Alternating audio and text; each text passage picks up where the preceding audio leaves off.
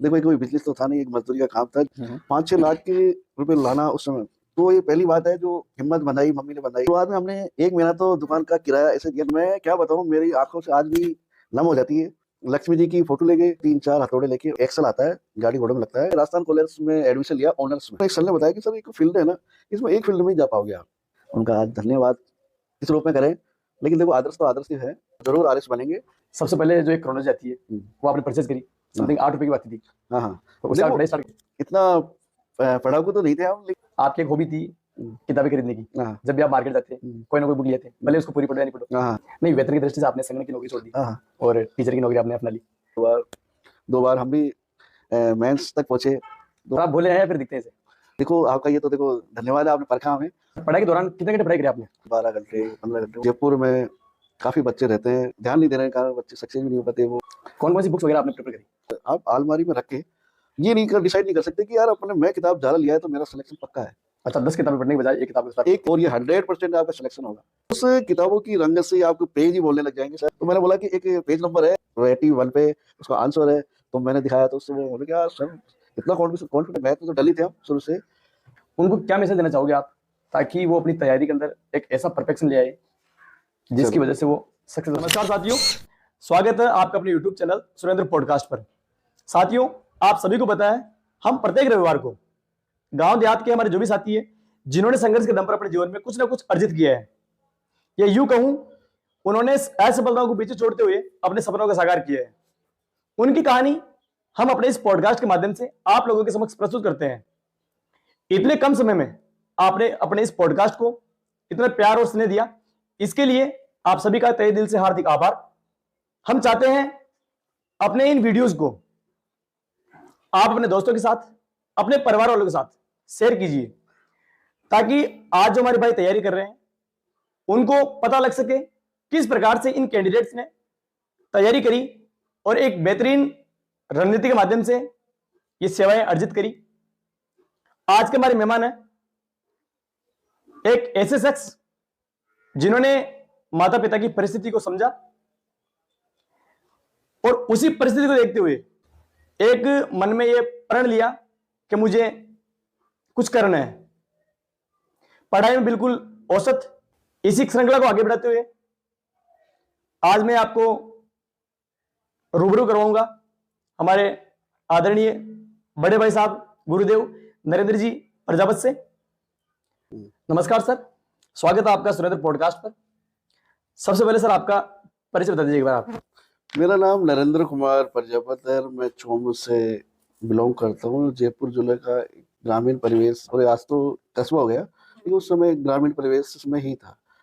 और मैं आपको मेरे बारे में इतना कुछ बताऊं कि बच्चे मोटिवेशनल हो, तो मैं भी इसमें जुड़ूं आपके इस सुरेंद्र पॉडकास्ट पे। आपने मेरे को एक कहानी सुनाने का मौका मिला, आपको बहुत बहुत धन्यवाद। कहीं ना कहीं मेरा भी इस कार्यक्रम में शरीक होने से कोई बच्चा मोटिवेशनल हो पाए, तो इस क्रम में आपसे बातचीत करने का मौका दिया। बहुत बहुत धन्यवाद आपका। हमारा सौभाग्य सर कि आपने हमारा आमंत्रण स्वीकार किया। सबसे पहले सर हम चलते हैं बचपन की तरफ। बचपन कैसा आपका? सर हमारा बचपन एक औसत, और शुरू से मैं सर मैं नोटी था।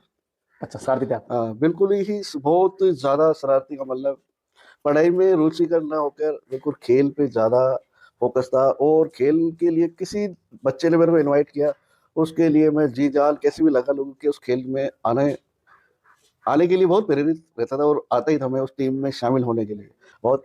फिर हमने तो खेल में भी बहुत आगे, मेरा कोई एक बचपन का नाम, जैसे एक वाटर वर्क्स में खेलते, जो मैं वाटर वर्क्स में मुझे उपनाम दिया गया लारा के नाम से। उस समय वेस्टर्न खिलाड़ी बहुत ज्यादा, हाँ उस नाम से मेरे को बड़े थे। आज हमारे वो टीम में मैं सबसे छोटा ही छोटा था, मान के चलो मैं था 14-15 साल की, और हमारी खिलाड़ी की टीम के और खिलाड़ी थे लगभग 30 के आसपास के थे। मेरे को तो वो छोटा ऐसे समझ के खिलाते थे, लेकिन मैं भी बहुत अच्छा खेलता था।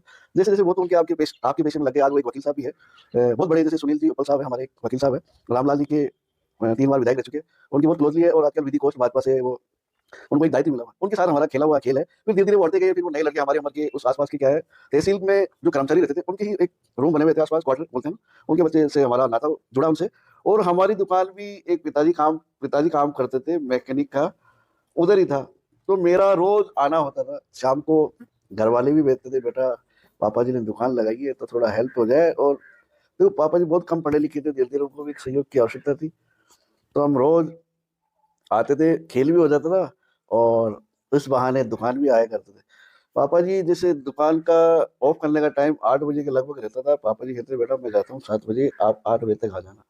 तो हम डेली आते थे ऑफ करके पूरा, और वो दिल्ली आते थे। उनको क्या, देखो वो सुबह दिल्ली जाते थे 7 बजे, तो उनको भी थोड़ा बहुत आराम की आवश्यकता होती थी। तो मेरा ये मान के चलो, मैं लगभग 4 बजे के आसपास जाता, 1 डेढ़ घंटा खेलते थे, फिर दुकान की शिफ्ट हो जाती है और ज्यादा काम रहता था।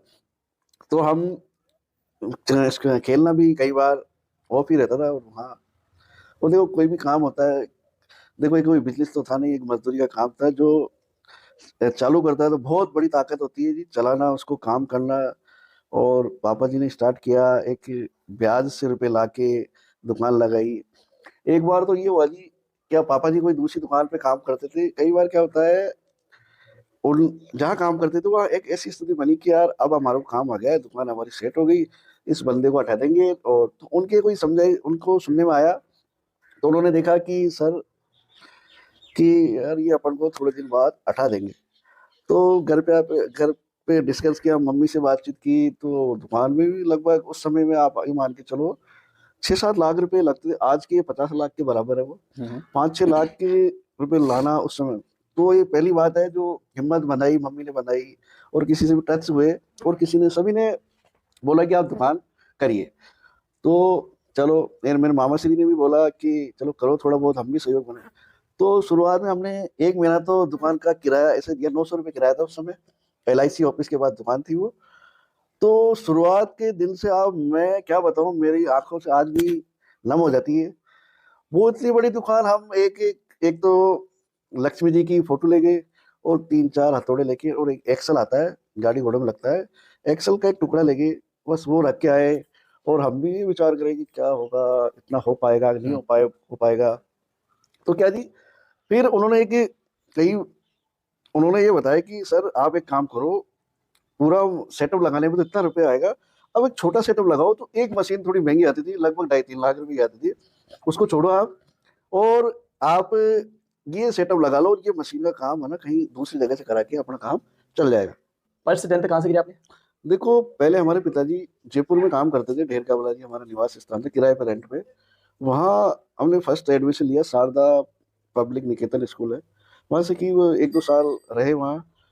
वहाँ दूसरी तक मैंने पढ़ाई करी। फिर हमारा गांव में अब शिफ्ट हो गए चोमू। चोमू शिफ्ट होने के बाद में एक आशा निकेतन स्कूल में पढ़े, वहाँ भी मैंने 5 तक करी। फिर हमारा 5 के बाद 6 में बाजार में एक भारतीय पब्लिक स्कूल थी, वहाँ से 6 से लेके 8 तक किया। फिर उसके बाद हम गवर्नमेंट हाई सेकेंडरी स्कूल थी, वहाँ उन्होंने 9 से 12 किया। 42 आपकी 10th में थे? हाँ सर, हमारा देखो औसत से नीचे ही था, औसत तो 50 के आसपास मानते हैं, लेकिन 42.17 ऐसा कुछ। उस टाइम पे काम करते थे आप दुकान पे अपने पापा हाँ के साथ? हाँ, देखो दुकान पे काम करते थे, काम करते थे। काम जानते हैं आप? हाँ जानते हैं ना, आज भी करते हैं? आज भी कर लेते हैं। जब आप काम करते थे, हाँ हाँ, पिताजी का आप बैठाते थे, आप उस समय जो इंजन के जो पार्ट्स होते थे, एक मोटर के अंदर बहुत सारे पार्ट्स होते हैं, उन पे आप क्रमांक डाल देते थे ताकि वो मिक्स नहीं हो। हाँ हाँ। सुरेंद्र जी की बात बताऊँ मैं आपको, ओल्ड और न्यू का फर्क रहता है उसमें। जैसे कई बार ओल्ड का है तो उसमें सामान अलग लगते थे, तो वो क्या अपना थोड़ा तकलीफ नहीं। 12th कहाँ से किया आपने? सर मैंने हाई सेकेंडरी स्कूल है गवर्नमेंट, वहाँ से की। सब्जेक्ट क्या था? मेरा देखो आर्ट्स ही था, इसमें economics, geography, political science. Percentage क्या था? मेरा 58.17 था, सॉरी 15। और हमारे क्या जी, एक इकोनॉमिक्स के टीचर थे हुक्मरान जाट श्री, अब तो वो क्या जी स्वर्ग लोक में हैं, वो नमन करते हैं।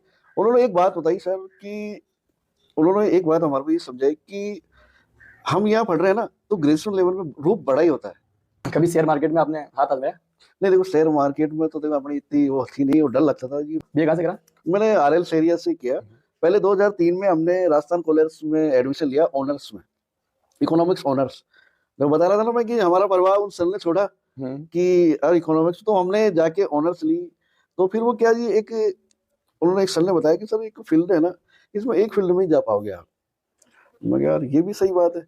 और फिर क्या ऐसा लगा, जयपुर आना जाना लगभग 40, वो हमारा राजस्थान कॉलेज पढ़ता था गांव से, 47 और 80 के आसपास, 48 के आसपास था, जो आना जाना लंबा हो गया। कुछ कई कारण रहे, तो बेटा आप यहाँ से कर लो तो बढ़िया रहेगा। तो फिर हमने फिर दोबारा चेंज किया, फिर RL एरिया कॉलेज में लिया। तो फिर हमारे सब्जेक्ट वही रहे, इकोनॉमिक, ज्योग्राफी, पॉलिटिकल। उसके बाद आपने बीएड करा, हाँ हाँ। और उसके जनक है आपके पड़ोस में एक सर थे जो डेली मंदिर आते थे, हाँ हाँ। और आपका उनसे मिलना हुआ मंदिर के अंदर, हाँ जी। और उन्होंने आपको गाइड किया। थोड़ी वो कहानी बताइए एक बार। हाँ देखो, सर आते थे। देखो मंदिर तो मेरा आना जाना कम था, लेकिन क्या पता उनसे मिलना, वो भी बालाजी के भगत थे, मैं भी कहते वो भगत तो था, लेकिन आना जाना कम था। इवनिंग का टाइम था, वो रोज आते थे। और हमारे एक प्राइवेट स्कूल थी, श्री नारायण पब्लिक स्कूल, उसमें वो BCA क्लासेस लेते थे। उनको भी क्या है सर, ऐसा लगा कि यार BCA में मेरा स्क्वायर नहीं है, मैं कुछ ना कुछ कोर्स करूँ, बीएड करूँ वैसा। तो हमारे से तो वो इंटेलिजेंट थे, तो उन्होंने भी PTT का एग्जाम दिया, और हमने भी PTT का एग्जाम उन्होंने दिलाया कि आप भरो, हम भी दोनों क्या पता एक साथ ही कर लें। तो उन्होंने, श्याम सुंदर सैनी नाम है उनका, वो आज लेक्चरर है सूरतगढ़ गंगाश्री गंगानगर में। तो उन्होंने बताया कि चलो कर लेते हैं। हमारे 600 में से 321 नंबर आए, तो उनका तो मामला ही ज्यादा था जी, वो 400 कुछ था उनका नंबर, 420 से ऊपर नंबर। वो तो हमारे 100 नंबर इंटेलिजेंट ही थे वो। तो हमारा बोले कि चलो ये ले लेते हैं दोनों। एक हमारे पास ही था, एक कॉलेज नया ही खुला था, तो हमारी भी किस्मत सही थी। लो नंबर होने के बाद भी उनके साथ समकक्ष हो गए एक साथ, तो बढ़िया रहा। उनके साथ बीएड हो गया, और उनका आज धन्यवाद किस रूप में करें। लेकिन देखो आदर्श तो आदर्श ही है। देखो अच्छा सपोर्ट किया उन्होंने। एक बात थी उनकी, देखो वो आज भी हमारे से बात होते हैं ना, वो RS में तैयारी कर रहे हैं, कुछ नंबरों से रह जाते हैं वो, लेकिन मेरी वो देखो, मेरी मन की इच्छा है वो जरूर RS बनेंगे। और उन्होंने मेरे को इस काबिल बनाया कि टीचर तो बन ही गए हम भी। चलो कोई बात नहीं, उनका बहुत बहुत धन्यवाद। 9 में आपका बीएड कंप्लीट हो गया। हाँ जी। उसके बाद में 4 साल तक आप ऐसे डोल रहे थे। देखो वो 4 साल का तो ये था जी, कोई मोटिव इतना हो नहीं पाया कि यार अपन क्या करें। उस समय तो कोचिंग वगैरह कुछ थी नहीं, इतना मोटिव था नहीं। तो हम देखते यार कोई बड़ी भर्ती आई थी, एक भर्ती संस्कृत डिपार्टमेंट की, तो बहुत कम पद थे। और तो हमारा इतना मोटिवेशन मिला नहीं, तो यहाँ तक अपन कुछ करो। फिर वो लगा कि यार अपन फिर जुड़ने लगे। सबसे पहले आपने वो एक मासिक जो करंट आती है वो आपने परचेज करी, समथिंग 8 रुपए की बात थी, हाँ हाँ। और उससे आप देखो पढ़ाई स्टार्ट करी। अब वो क्या क्रोनोलॉजी क्या था जी, देखो इतना पढ़ाकू तो नहीं थे हम, लेकिन हमने देखा ये छोटी किताब आती है, अपने इतना ही काम है, अपना इतना ही इंटरेस्ट था जो, तो वो धीरे धीरे उन्होंने वो किताब, इंटरेस्ट लग गया कि यार अपन को ज्ञान होता है, इस ज्ञान से अपन को कुछ ना कुछ आगे कंपटीशन होगा, तो धीरे धीरे यही पुराना इतिहास बनता है। नया है जो अभी वर्तमान में है, वर्तमान का कोई कंपटीशन होगा उसमें आ जाएगी, बाद में फ्यूचर में इतिहास बन जाता है। तो उस किताब का बहुत ही योगदान रहा सर। आपकी एक हॉबी थी किताबें खरीदने की। हाँ जब भी आप मार्केट जाते कोई ना कोई बुक लेते, भले उसको पूरी पढ़ो या नहीं पढ़ो। हाँ। उसमें कहानी ये थी जी, हमारे को एक अच्छा लगता था उसमें कि एक किताब लेके आए, तो क्या उस समय सर देखो इंस्पायर होने के कई, एक मंथली किताब भी चलती थी, उसमें इंटरव्यूज आते थे। जैसे 2007 में एक रेलवे में लगे हुए थे नागार्जुन सर, नागार्जुन था उनका रैंक शायद फर्स्ट ही होगी शायद। उनसे मैं कि यार ये इतनी आ गई, तो फिर हमने 2010 में हमारे सीकर के थे गौरव गोयल जी, उनकी 10th रैंक आई थी उस समय। मैं कि आज तो हमारे वो जयपुर में JD ऑफिस में आज परिवार उनके पास, पहले वो हाँ वो यंगेस्ट थे सबसे। तो बोले कि धीरे धीरे इंस्पायर थे, कोई बातें कोई, और कई बार क्या थी कि माहौल में ठेस होने वाली बात भी कह देते हैं, तो आदमी लगता है हमारे पिताजी इतने सक्षम थे नहीं कि इतना मुकाबला कर पाए। फिर भी हमने ये सोचा, धीरे धीरे धीरे कई बातें आती गई, और बहुत उनको जोड़ते जोड़ते सर फिर एक बड़ी भर्ती आई, जो आज भी वो सबसे बड़ी भर्ती है, 2012 की भर्ती है आई। लेकिन उसमें क्या था, फिर डर ऐसे लगने लगे, उन्होंने क्या है डिवाइडेशन कर दिया उसमें, अलग अलग जिलों में, कोई में 1000, कोई 900। तो बिल्कुल बहुत ज्यादा कंफ्यूजन हो गया, एक साथ भर्ती एक सब्जेक्ट के तो मान के चले जाओ, तो ऐसा लगता है कि इस जगह कहीं ना कहीं देंगे, तो कहीं ना शुक्र। अब कई बार ये हो जाता है कि जयपुर जिले में परसेंटेज लो गई, अजमेर में ज्यादा गई, और कहाँ अलग परसेंटेज। तो स्टूडेंट में भी देखो, फिर हमने ये 2 जगह से हमने फॉर्म फिलअप किया, नहीं 3 सॉरी, एक तो 12, एक अजमेर, एक जयपुर। 12 तो हमारे को फिर मतलब क्या प्रतिबंध जिला ट्रांसफर हो नहीं पाएगा, तो इस कारण हम अजमेर में देखिए, जयपुर में देखिए सीटें 500 कुछ थी, और यहाँ लगभग 2-2,500 के लगभग 2079 थी, जिसमें सामाजिक की 532 सीटें थी। मगर चलो नजदीक है, वहां भी हुआ तो आना जाना हो जाएगा सही। तो इस आज भी वहाँ अजमेर में ही जॉब कर रहे हैं। नहीं, वेतन की दृष्टि से आपने संगणक की नौकरी छोड़ दी हाँ हाँ। और टीचर की नौकरी आपने अपना ली, वेतन ही एकमात्र उद्देश्य था या फिर? नहीं नहीं सर, वो क्या है कि देखो उस समय लोगों का कई गाइड का भी फर्क पड़ता है सर। उन्होंने बोला कि एक मेरे को एक दिलचस्पी आरएस एग्जाम की। देखो मेरा एक मूड था उस समय, जैसे मैं क्या, हमारा एक मित्र था तहसील कार्यालय में, जितेंद्र सिंह खला, जो एडवोकेट हाई कोर्ट में है, वो वहां रहता था। उनका जैसे उनका सर, उनका रुतबा तहसीलदार, एसडीएम, है ना। तो कई तो उनका देखते थे यार, पूरा कागज कंप्लीट है, एक सिग्नेचर के लिए आदमी शाम तक वेट कर रहा है। पूरा कागज फ्लिप करके खड़ा है और शाम तक सब 4 बजे आएंगे, जब एक सिग्नेचर के चक्कर में तो हमारे को ऐसा लगा कि यार इस सिग्नेचर का बहुत बड़ा प्रभाव है। फिर उस बाद हमने भी देखो धीरे धीरे प्रयास किया और तैयारी की। एक दो बार हम भी मेंस तक पहुंचे, तो एक किस्मत साथ नहीं दी। तो कोई बात नहीं, हम भी आज भी ईश्वर को धन्यवाद देने के काबिल है जी। आज भी टीचर है तो बढ़िया है जी। आज आप संतुष्ट है? बहुत ज्यादा संतुष्ट। इन फ्यूचर कहीं और जगह आप हाथ आजमाओगे? नहीं सर, अभी तो देखो ठीक है, और कभी क्या पता मूड का तो क्या जी, और कभी बदल सकता है। और एजुकेशन ऐसा चीज है जी कि कभी आदमी कभी भी लगन हो जाए, इसका खा नहीं जा सकता। आप भोले हैं या फिर दिखते हैं ऐसे? नहीं नहीं सर, आपकी शक्ल से लगता है ऐसे नहीं देखो, गोलम टोल आप। देखो भोला होना भी नहीं चाहिए और भोले हम भी है भी नहीं, क्योंकि इतना कंपटीशन देना, यहाँ तक पहुंचना, यहाँ जॉब करना, ट्रेवल्स करना, इतना हो नहीं पाता जी। नहीं, भोला इन द सेंस कि भाई आपकी शक्ल से ऐसा प्रकट होता है, मतलब हाँ। ऐसा फील होता है कि आप भोले। देखो अपने को देखो एक तरक्की मिलती है, और भोले रहने में भी क्या दिक्कत है। देखो आप तरक्की, नहीं, बातों से बोले नहीं, शक्ल से बोले लगते हो आप। देखो आपका ये तो देखो धन्यवाद है, आपने परखा हमें बहुत बहुत। देखो नहीं, आपके ये साथ ही बोलते हैं। देखो साथी तो देखो जानते हैं हमारे को, वैसे भी साथी तो देखो हमारे पास रोज बैठते हैं, तो वो तो जान लेंगे ये। पढ़ाई के दौरान कितने घंटे पढ़ाई करी आपने नॉर्मली? देखो मेरा सर पढ़ने का ज्यादा तो नहीं, 4-5 घंटे लास्ट था, इतना है नहीं। ना लोग बाग बताते 12 घंटे 15 घंटे, वो कोई किताब के साथ जुड़ के बैठना और लेके बैठना कोई बड़ी बड़ी बात नहीं है सर। बैठे रहते रूम में। आपने देखा होगा कि जयपुर में काफी बच्चे रहते हैं, पेरेंट्स ध्यान नहीं देने के कारण बच्चे सक्सेस भी नहीं हो पाते, वो समझ भी नहीं पाते, वो उस कंडीशन में ले जाते हैं बच्चा गलत, देखो गलत लाइन में चल रहा है। लेकिन मैं तो मानता हूँ सफिशियंट इतना बड़ा है नहीं, 4-5 घंटे खूब रहता है, रेगुलर होना चाहिए। लेकिन वो कौन कौन सी बुक्स वगैरह आपने प्रेफर करी पढ़ने के लिए? देखो उस समय देखो हमने गाइडें ली, लक्ष्य भी चलते थे उस समय की किताबें लक्ष्य थी। लेकिन मैं तो एक बात मानता हूँ सर, गाइड लो, बुक्स लो, लेकिन किताबें ज्यादा होने से कोई फायदा नहीं निकलता। आप जैसे आप अलमारी में रख के ये नहीं कर डिसाइड नहीं कर सकते कि यार अपने मैं किताब ज्यादा लिया है तो मेरा सिलेक्शन पक्का है। सर आप भी तो किताबें खरीदते थे, नहीं बेवजह खरीदते नहीं पढ़ते तो नहीं थे आप। लेकिन हमारे को ऐसा लेकिन उनमें से एक दो किताब हम स्टडी करते थे। देखो एक दो किताब को ही पूर्ण पढ़ो, और ज्यादा गाइड मानो या बुक्स मानो में ज्यादा बदलाव नहीं आता है। हेजिटेट थोड़ा बहुत देखो, लेखक होता है थोड़ा सा ही बदलाव करता है, नहीं कि चेंज करता अच्छा, 10 किताबें पढ़ने के बजाय एक किताब को start है। करो। एक किताब पढ़ो और ये 100% आपका सिलेक्शन होगा। आप तो एक किताब अच्छी तरीके से पढ़ो, उससे क्या है आपका जरूर सिलेक्शन हो जाएगा। ये मेरा ये अप्रोच है, या आपसे निवेदन है बच्चों को। आप उस किताब को देखोगे ना, मेरे साथ वो किताब थी ना, एक तो उन किताबों को मैंने देखा ना, तो वो किताबें ये बोलती थी कि बोलने बोलने का मतलब कि किताबें ऐसे लगने लगी थी कि सिलेक्शन पक्का है। अच्छा, उस किताबों की रंगत से आपको पेज ही बोलने लग जाएंगे सर, आपको पेजों के नंबर मार्क के यार होने। हमारे कई देखो एक साइकोलॉजी में पर्सन आया था, और एक मैं रेल एग्जाम देने के बाद रेल में सफर कर रहा था, और हमारे को ट्रेन मिली थी 6 बजे से, और रात को 10 बजे तक का सफर था। उस दौरान के कई एग्जाम देने वाले मिले, तो उन्होंने एक शेखावत की मनोविज्ञान किताब मेरे बैग में थी, वो कोई डिस्कस चल रहा था मनोविज्ञान। तो मैंने बोला कि सर ये आंसर नहीं होगा, ये है। तो बोले यार आपको कैसे पता। मेरे को पता नहीं, मेरे को मैं करके आया हूँ ये, और सही है। नहीं आप कैसे बोलते। उस समय क्या है सर, हमारे को पेपर नहीं दिया गया था, लेकिन पर्सन उनको भी आता, मेरे को भी आता, वो दूसरे आंसर पे सटीकता से बोल रहे थे, मैं मेरा।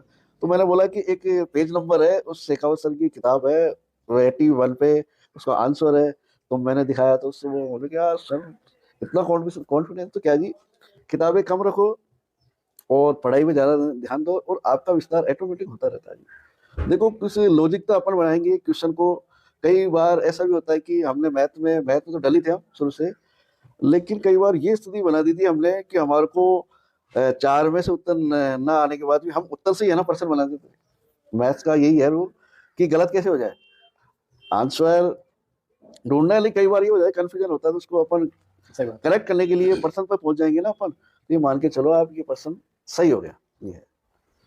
और हमारा एक संगणक की भर्ती भी थी, बहुत एक संगणक भर्ती के बारे में बहुत बहुत धन्यवाद देना चाहता हूँ उस डिपार्टमेंट को, जो एक दिन एग्जाम हुआ, शाम के पेपर में उसकी आंसर की आ गई। ये बहुत बड़ी बात है सर, शाम को आंसर की आना, देखो। लेकिन एक बात मेरे को ये समझ में बाद में आई, सर उनका काम ही एक सांख्यिकी का है ना, उनका काम ही ऐसे है कि गणितीय प्रक्रिया में बिल्कुल सटीकता और रिकॉर्ड मेंटेन करने का, तो उन्होंने भी आंसर ही उस हिसाब से दिए, शाम को दे दिए। तो हमारे उस समय 76 बने और हमारी ओबीसी में 74 गई थी, तो उसमें सिलेक्शन हो गया था। यहाँ लगने के एक महीने के बाद प्रोसेस चली, हम वहाँ गए, वेरिफिकेशन भी कराया, फिर बाद में हमने ज्वाइन नहीं की। सर जो आज यूथ तैयारी कर रहा है, या फिर यूँ कहूँ भाई, मेरा छोटा भाई मान लो आप, है ना, 12th पास कर ली उसने, 12th पास करने के बाद में बेसिकली उसको क्या करना चाहिए कि कम समय के अंदर आपके जैसे सरकारी सेवा में पदस्थापित हो सके हो?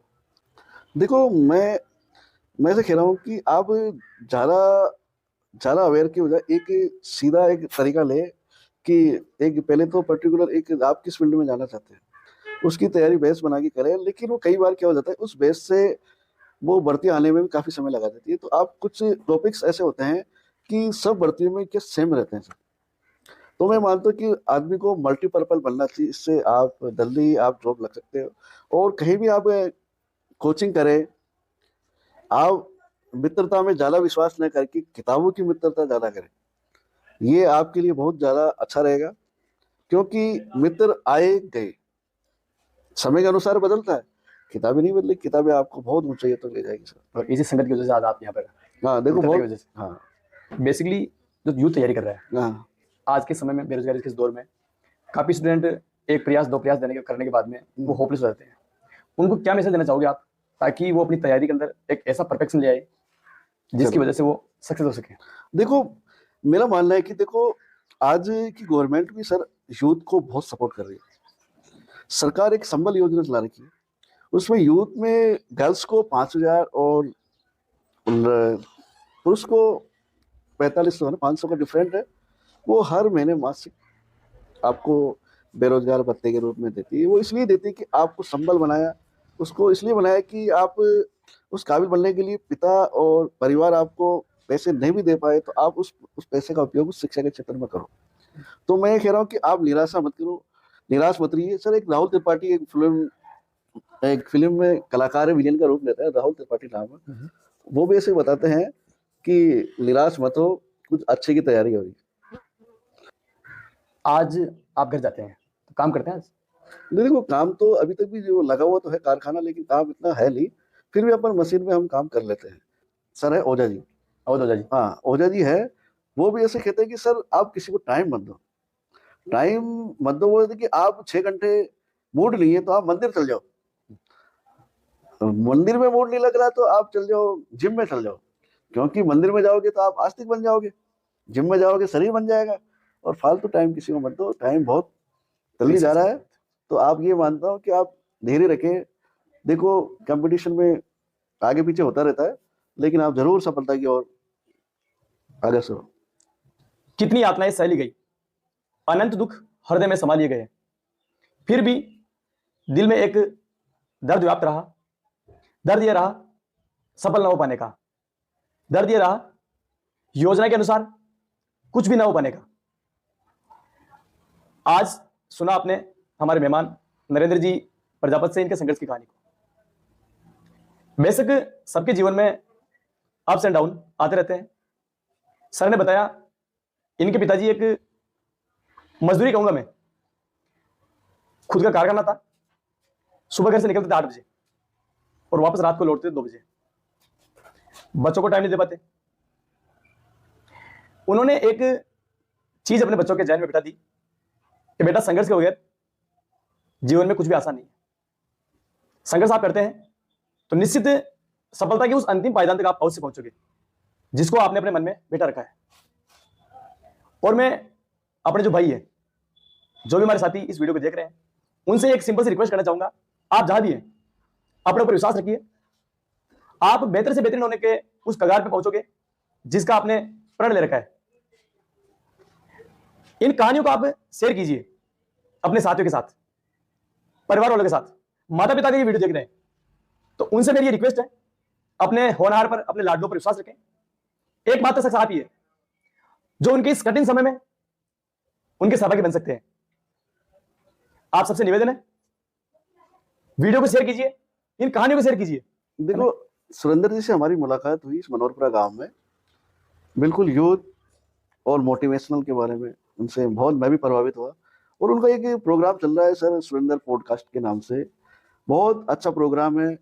मैं तो ये चाह रहा हूँ कि सुरेंद्र जी अपने जीवन में उतार चढ़ाव देख के ही इन्होंने ये प्रोग्राम स्टार्ट किया है। मैं ये मानता हूँ कि एक गवर्नमेंट कर्मचारी इस इनके प्रोग्राम से लगना कि व्यक्ति को करोड़पति बनाना। अमिताभ ने तो केबीसी चालू करके करोड़पति बनाया, तो ये मैं चाहता हूँ कि अपने जीवन में एक कर्मचारी लग के आगे बढ़ के किसी ना किसी प्रकार से करोड़पति बन ही जाता है। तो मैं तो इनको बहुत बहुत शुभकामना देना चाहता हूँ सर, बहुत बहुत शुभकामना। और इनका मेरे के द्वारा ये है कि आप इनको सब्सक्राइब और आगे लाइक, कमेंट्स, और जो भी कोई सोशल मीडिया में कोई भी कोई प्रोग्राम चले उसमें आगे से आगे लाए। और इनकी भागीदारी हमेशा रहेगी। और इनकी सोच बहुत ही उज्जवल, बहुत क्या कहें इनको बारे में, अब मेरे शब्द भी बहुत छोटे पड़ रहे हैं। ये प्रोग्राम बहुत अच्छा है और बहुत बहुत धन्यवाद सर। हौसलों के तरकस में कोशिश का वो तीर जिंदा रख। हार जाओ जिंदगी में चाहे सब कुछ, मगर फिर से जीतने की उम्मीद जिंदा रख। इसी वाकया को चरितार्थ करते हुए हमारे मेहमान नरेंद्र जी प्रजापति ने कर दिखाया। बैकग्राउंड इनका कोई लग्जरियस नहीं था। पिताजी मैकेनिक थे, पिताजी की कंडीशन उन्होंने भापा और उसी को देखते हुए इन्होंने सरकारी सेवाओं में अपना चयन करवाया। हमें नाज है ऐसी शख्सियत पर, तालियां बनती है। आज के लिए बस इतना ही, मिलते हैं अगले रविवार ऐसे ही किसी अन्य शख्सियत के साथ। तब तक के लिए जय हिंद, जय भारत।